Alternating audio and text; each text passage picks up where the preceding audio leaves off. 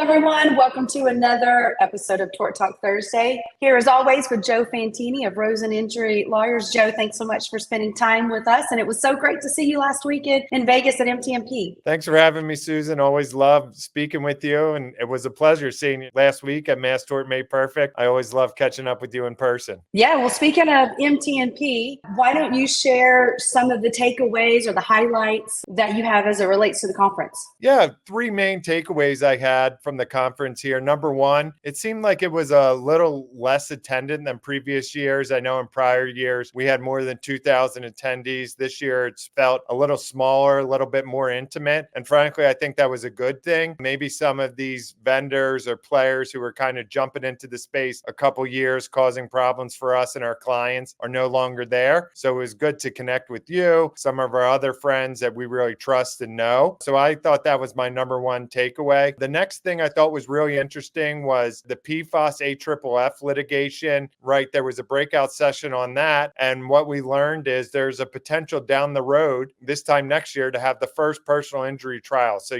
we're focusing on really 6 injuries in this MDL. We have the kidney testicular cancer. Those are really the top 2. We have thyroid cancer, thyroid disease, ulcerative colitis, and now liver cancer. Those are the focus of the MDL, but they were even talking about maybe in a year or two, when the science develops, we could have another MDL with some other injuries. So that's something to keep an eye on. And then the third thing, my final takeaway was this was the first year I've been to about 20 Mass Tort Made Perfects where there wasn't a bell of the ball mass torts. You remember we had all of the excitement about Roundup or 3M earplug or Camp Lejeune. This year we didn't have that, where there was a session where you couldn't even get in and it was busting at the seams. But luckily for Mass Tort Made Perfect and everybody, about a week before the conference, Depo-Provera came upon the scene. And this seems to be the tort that everybody's most excited about right now. Yeah. So tell us a little bit, as it relates to Depo-Provera, what did you learn? Any updates as it relates to the criteria? Yeah. So Depo-Provera, the first lawsuit was filed in the beginning of October. What happened basically, there was a study that came out in March of 2024. It showed that there was a 5.6% increase of the likelihood of developing these brain tumors for women who used it for longer than a year. In fact, in Europe, there's already a warning about this. There's none in the US. So what we're seeing now for case criteria is people who used it for more than a year, so they would have had 4 shots, and then they were